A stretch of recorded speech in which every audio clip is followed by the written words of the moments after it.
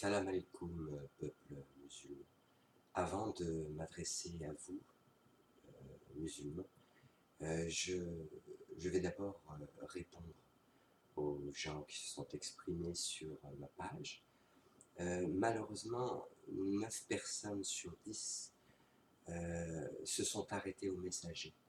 J'avais pourtant bien précisé dans le verbe que le messager n'était pas vraiment important pour le moment et qu'avant de savoir si je suis ce que je suis ou pas, seuls ceux qui peuvent reconnaître le verbe et qui prendront forcément le temps de l'écouter avant d'utiliser leur discernement pourront alors s'exprimer. Si vous voulez à nouveau vous exprimer, je vous invite à vous exprimer sur le contenu plutôt que sur le messager. Pour la dernière fois, je me permets encore de vous rappeler cette évidence. Je vous pardonne pour la gratuité, la suffisance et l'orgueil qui apparaît dans vos commentaires, car seul le grand monarque sait qui il est. Pour continuer, en ce qui concerne les musulmans, je reviens à vous, mes amours. Pour commencer, sachez, et j'insiste, malgré les grands rêveurs qui vont être quelque peu désillusionnés, je ne suis pas d'origine maghrébine. Si Allah avait voulu que le Mahdi soit d'origine maghrébine, le Mahdi serait né au Maghreb. Malheureusement pour certains rêveurs musulmans, le Mahdi est né en France et d'origine française pour une raison en fait qui est vraiment importante et particulière.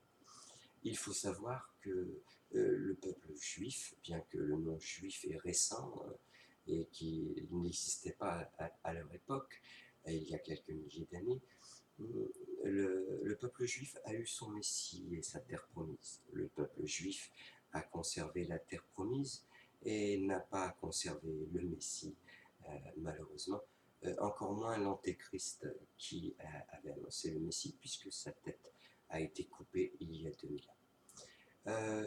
Vous avez eu, peuple musulman, votre prophète je nomme le bien-aimé Mohamed.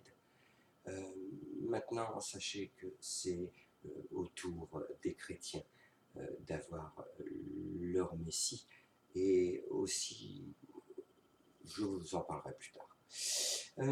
Donc, pour commencer, sachez que je tiens à vous préciser que malgré que le Coran existe, ou que la Bible, le Talmud et autres existent, cela n'a pas empêché la confusion au niveau de l'humanité pour la fin des temps. Preuve que ces écrits n'ont pas su éclairer le cœur de tous les hommes, malheureusement, parce qu'il y avait trop souvent place à interprétation. Mon plus grand amour sur cette terre, mes amours, c'est avec Allah.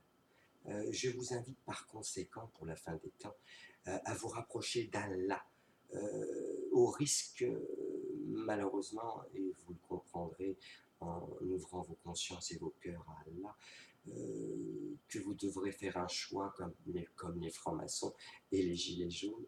Vous allez devoir choisir entre le livre et Allah. Allahu Akbar. Allah ne rentre pas dans les livres.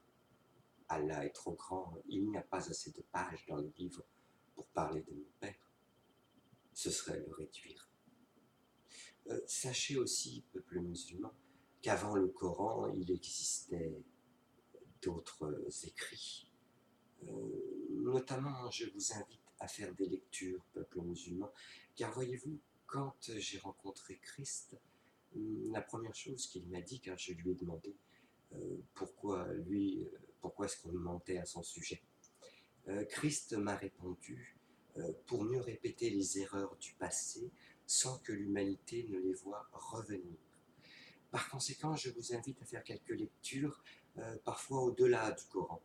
Je vous invite à lire notamment la prophétie de Thoth.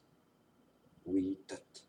Le nom de Thoth ressonnera bientôt très fort sur la terre d'Égypte. La prophétie de Thoth annonce le retour du Christ sur terre. Je vous invite donc à bien la lire et à bien la comprendre. Je vous aime fortement. Il est important que nous prenions tous un peu de recul sur les écrits.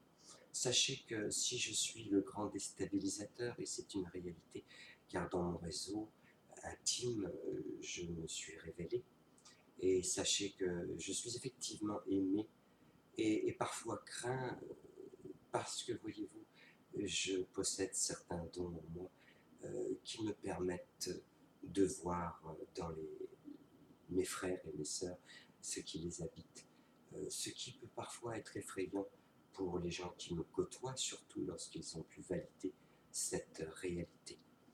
Par conséquent, peuple musulman, sachez que je ne suis pas venu cautionner aucune religion de ce monde, même si mon père se nomme Allah. Car dans le Coran, voyez-vous, mon père Allah y est dépeint, mais l'usurpateur a utilisé mon père Allah et son image ainsi que son verbe pour y glisser aussi son venin malheureusement. J'ai pu, comme d'autres déjà qui ont pris du recul, ont pu le réaliser. Par conséquent, si vous voulez apprendre à connaître Allah, il est important à partir d'aujourd'hui, frères musulmans et sœurs musulmanes, que vous ouvriez votre cœur à Allah, que vous lui parlez et que vous entendiez sa voix tout comme moi je puis l'entendre. Si je puis entendre sa voix tous les jours lorsque je lui parle, vous pouvez le faire aussi, même si aux yeux des soi-disant professionnels de la santé mentale, je pourrais souffrir de schizophrénie. Ne craignez point d'entendre la voix d'Allah. Je vous aime. Rapprochez-vous d'Allah. Rapprochez-vous de vos imams qui vous parlent d'amour, qui vous parlent de solidarité, qui vous parlent d'entraide.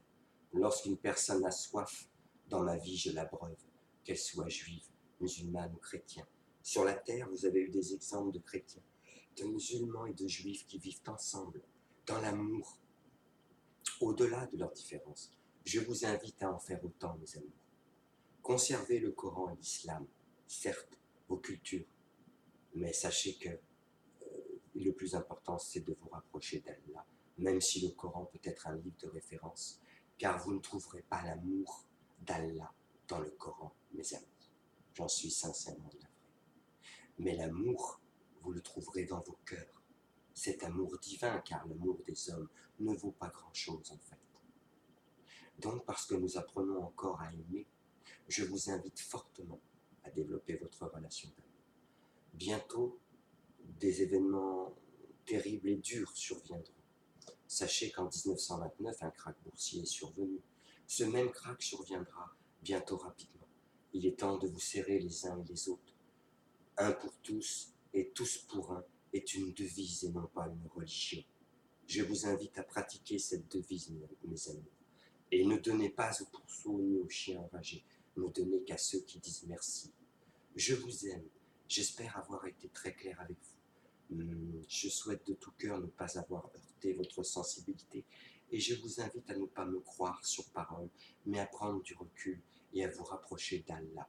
Lorsque Jésus a dit aux pharisiens, il y a 2000 ans, vous n'êtes pas rentrés dans le royaume de Dieu, c'est parce que les pharisiens n'avaient pas ouvert leur cœur à l'amour du divin de Dieu. Ils ont préféré conserver leurs avantages sociaux. Je vous aime tous, peuple musulman. Je vous donnerai plus d'explications. Je ne peux pas tout vous révéler en une petite capsule, mais j'espère vous avoir dit l'essentiel.